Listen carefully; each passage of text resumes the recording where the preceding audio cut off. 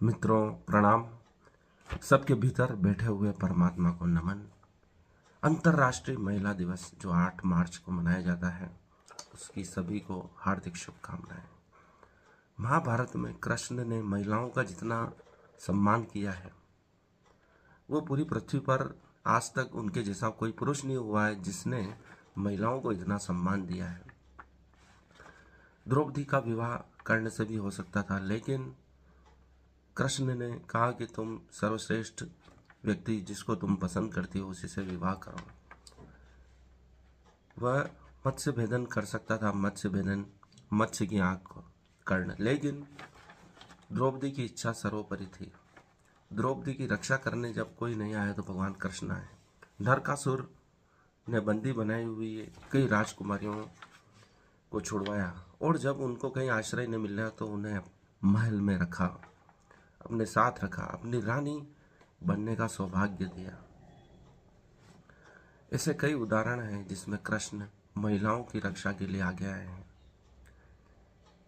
जब वे छोटे थे तो गोकुल में उन्होंने गोपियों की बात मानी, उनकी छाछ पर नृत्य किया, उनके प्रेम को स्वीकार किया।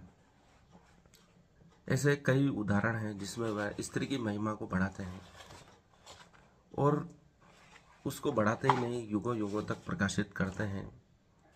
राधा कृष्ण, रुक्मणी कृष्ण नहीं कहा जाता है, राधा कृष्ण कहा जाता है। राधा का नाम पहले आता है।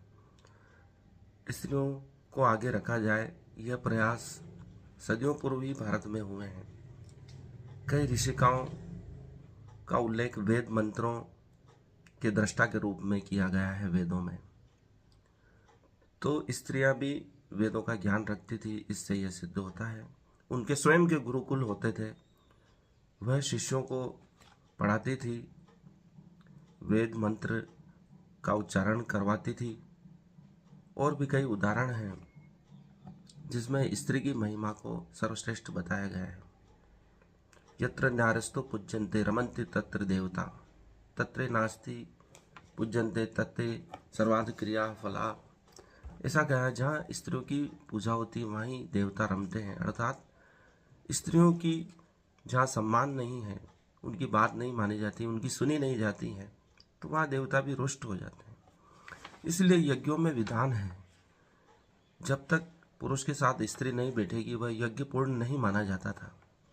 इसलिए उसका विवाहित होना आवश्यक है।